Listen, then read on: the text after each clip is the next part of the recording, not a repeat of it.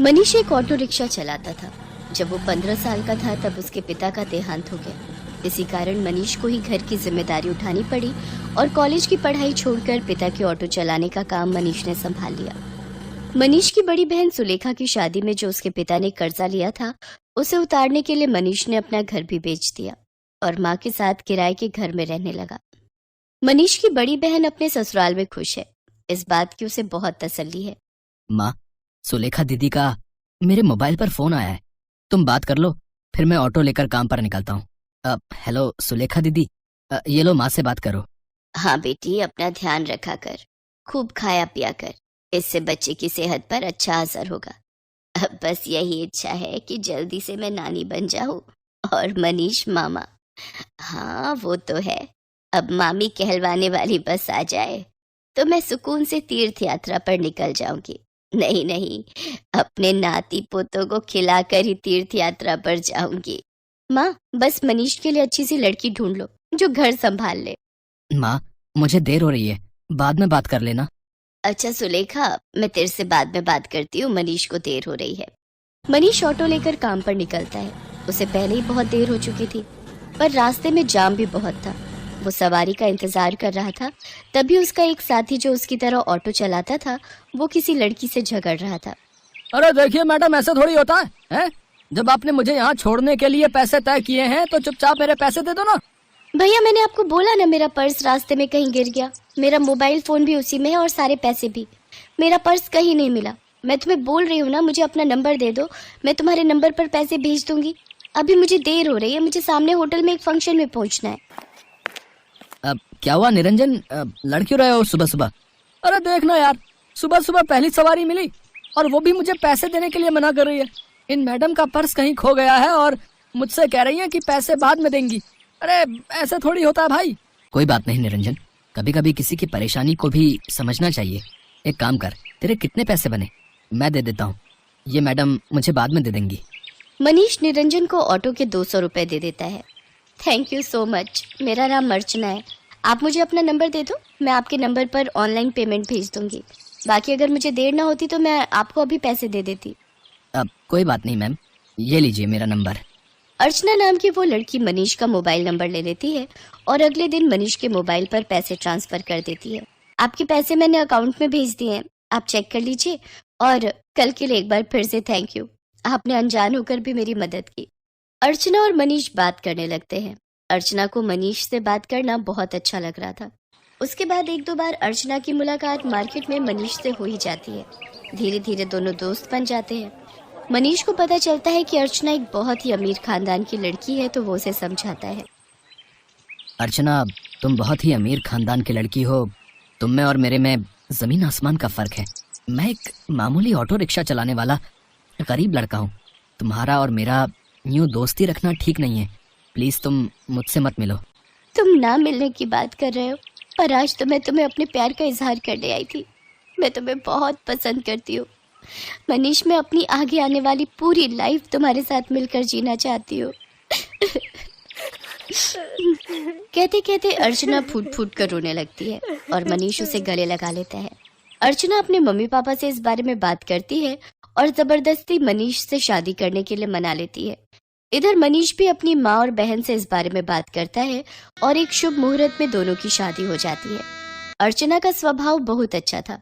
उसे इस बात से कोई फर्क नहीं पड़ता था कि उसकी ससुराल गरीब है, ना ही उसने कभी इस बात की कोई शिकायत की। अर्चना, तुम मेरे साथ शादी करके खुश तो हो ना? हाँ मनीष, मैंने तुम्हें दिल से प्यार किया है। मैं तुम्हारे साथ बहुत खुश हूँ। माँ जी, सुलेखा दीदी सब मुझे कितना प्यार करते हैं। मुझे तो महसूस ही नहीं हुआ कि मैं अपना घर छोड़कर आई हूँ। तभी अर्चना की सास भी आ जाती है।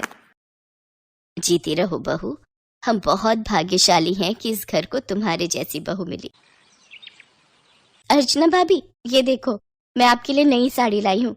आज आप शाम को कीर्तन में यही पहनना। सुलेखा दीदी, ये साड़ी तो बहुत सुंदर है, ठीक है, पर एक शर्त पर। आज आप मुझे खुद तैयार करोगे, प्रॉमिस? अर्चना की बातें सुनकर सुलेखा की आंखों में आंसू आ जाते हैं। उसने कभी सोचा ही नहीं था कि उसे इतनी प्यारी भाभी से इतना प्यार और सम्मान मिलेगा। सचमुच कुछ ही दिनों में अर्चना ने सबके दिल में एक अलग जगह बना ली। अब तो अर्चना के बिना कोई भी नहीं रहता था। सुलेखा के बेटा पैदा होता है। इधर अर्चना भी गर्भवती हो जाती है। अर्चना के माँ बनने के बारे में जब उसके मम्मी पापा को पता चलता है तो वो उसे मिलने के लिए उसके ससुराल आते हैं, पर अर्चना का घर देखकर दोनों ही मुंह बनाने लगते हैं। अर्चना, तुम अपने मम्मी पापा के पास बैठो, रसोई से चाय और नाश्ता मैं ले आती हूँ। क्या बात है अर्चना, तुम इस हालत में भी घर के काम खुद ही करती हो? तुम्हारे घर में कोई नौकर चाकर नहीं है क्या?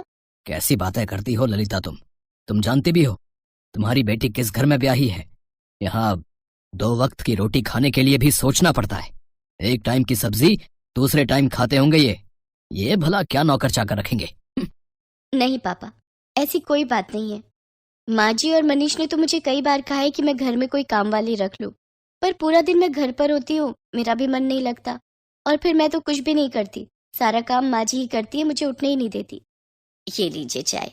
अर्चना, तुम्हें ये समोसे बहुत पसंद है ना? मैं ये भी हलवाई से खरीद लाई हूँ, अपने मम्मी पापा को भी दो। नहीं नहीं, मैं ऑयली फूड कम खाती हूँ। और अर्चना, तुम भी ये सब मत खाया करो, तुम्हें इस टाइम में जूस फ्रूट्स ये सब लेना चाहिए। बहन जी, आप तो समझदार हैं, ये समोसे वगैरह ये सब बहुत नुकसानदायक है। मम्मी, आप मेरी टेंशन मत लो, माँ जी मेरा पूरा ख्याल रखती है। वो मुझे समय पर जूस फ्रूट दूध दही सब्जियां और सब कुछ खाने के लिए देती है। तभी अर्चना की ननद सुलेखा भी आ जाती है। अर्चना भाभी, मैंने डॉक्टर से अपॉइंटमेंट ले लिया है, कल सुबह 11 बजे आपको मेरे साथ चलना है, तो आपका चेकअप हो जाएगा और बाकी जो इंजेक्शन वगैरह। सुलेखा, तुम्हारा कौन से हॉस्पिटल में बच्चा हुआ था जिस डॉक्टर के बारे में तुम बात कर रही हो? जी, वो बड़े बाजार में जो हॉस्पिटल है जहाँ डॉक्टर नेहा बैठती हैं, वो सस्ता बेकार सा हॉस्पिटल। अर्चना, तुम उस हॉस्पिटल में चेकअप के लिए जाओगी? तुम्हारा दिमाग तो ठीक है। अर्चना, तुम एक मामूली से हॉस्पिटल में चेकअप के लिए जाओगी? तुम चिंता मत करो, इन लोगों के पास अगर तुम्हारे इलाज के लिए पैसे नहीं है तो क्या हुआ, मैं तुम्हारे लिए इस शहर के सबसे बड़े नामी हॉस्पिटल में आज ही बात कर लेता हूँ। और तुम अभी के अभी अपना सामान पैक करो और हमारे साथ चलो। किसके घर? आपके घर पापा? मैं अभी अपना घर छोड़कर कहीं नहीं जा सकती। मुझे डॉक्टर नेहा, जो कि एक बहुत बड़ी और समझदार डॉक्टर है, उन्होंने सुलेखा दीदी की नॉर्मल डिलीवरी की है। उन्होंने मुझे पूरा रेस्ट करने के लिए बोला है। और शायद आपने ठीक से सुना नहीं, मुझे कल सुलेखा दीदी के साथ डॉक्टर के पास जाना है। आप थोड़ी देर और बैठेंगे या जा रहे हैं? क्योंकि अभी ना मनीष आने वाले हैं। वो शहर में एक नया रेस्टोरेंट खुला है, वहाँ पर मेरी फेवरेट आइसक्रीम मिलती है, तो आज मेरा वो खाने का प्लान है, तो हम सब डिनर के लिए जाने वाले हैं। अर्चना का ऐसा कोई प्लान नहीं था, ये उसकी सास और सुलेखा जानते थे, पर अर्चना अपने मम्मी पापा को एहसास दिलाना चाहती थी कि उसके ससुराल वालों का और अपमान ना ही करे तो उनके लिए बेहतर है। अर्चना के मम्मी पापा लज्जित हो जाते हैं और कुछ देर बाद वहां से चले जाते हैं। अर्चना की सास और ननद दोनों की आंखों में खुशी के आंसू थे। अर्चना अपनी सास और ननद के गले से लग जाती है।